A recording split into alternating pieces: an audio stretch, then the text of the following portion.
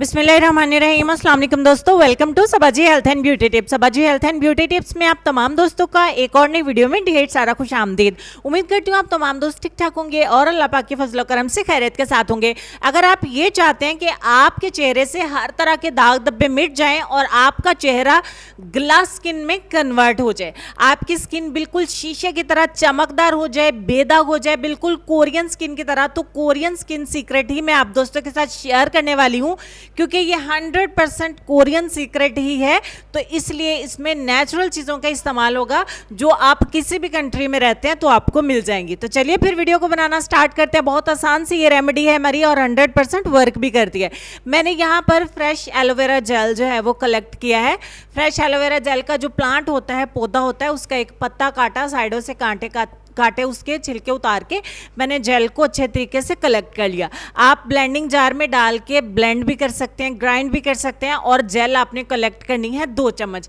Jail आपकी बिल्कुल jail की फॉर्म में होना चाहिए, बीच में लंप्स नहीं होने चाहिए, वरना इसको अप्लाई करना थोड़ा मुश्किल हो जाएगा। तो इसमें जो थोड़े बहुत छिलके हैं मैं वो निकाल देती हूँ और जो लंप्स हैं वो भी निकाल देती हूँ। तो मेरे पास जो ताज़ा एलोवेरा जेल है ना, जिसे गेगवार भी कहते हैं, वो मैंने 2 चम्मच एक बाउल में लिया है। कवार गंदल भी से आप लोग बोलते हैं, आप लोग बहुत अच्छे तरीके से इसको जानते हैं।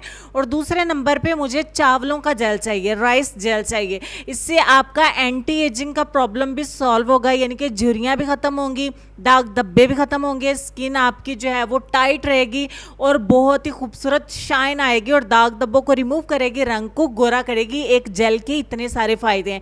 1 चम्मच भर के इसमें मैंने राइस जेल का ऐड कर दिया। अब तीसरा हमारा मैजिकल इंग्रेडिएंट है रोज़ वाटर। रोज़ वाटर सदियों से इस्तेमाल होता आ रहा है स्किन को जवान रखने के लिए, तरोताज़ा रखने के लिए और ख़ूबसूरत रखने के लिए। 1 चम्मच हम इसमें रोज़ वाटर का ऐड करेंगे, यानी कि अरके गुलाब। अब ये 3 इंग्रेडिएंट्स हैं हमारे, हमने इन तीनों को अच्छे तरीके से मिक्स करना है। इतना फेंटना है आपने कि ये बिल्कुल जेल की फॉर्म में आ जाए, बिल्कुल बाज़ार की जेल की तरह लगेगा। आपको बाज़ार से भी ऐसा जेल नहीं मिलेगा।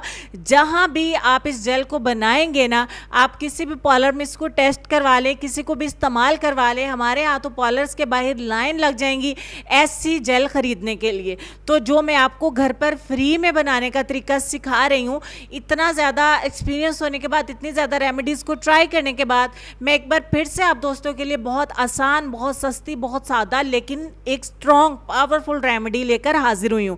तो आपने इस जेल को सोने से पहले चेहरे को अच्छे तरीके से क्लीन करना है, साफ़ करना है। क्लिनजिंग चाहे कर लें, अगर नहीं तो चेहरे को वॉश कर लें और उसके बाद थोड़ा सा इस जेल को लीजिए, अपने चेहरे के ऊपर अच्छे तरीके से फैला लीजिए।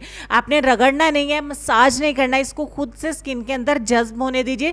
थोड़ी सी हवा लगेगी, थोड़े से टाइम में ये आपकी स्किन के अंदर अच्छे से जज्ब हो जाएगी। चिपचिपाहट की बात करें तो बिल्कुल भी नहीं होगी और आपकी स्किन के ऊपर अच्छे से ये लगी रहेगी। सारी रात के लिए इसको लगा रहने दें।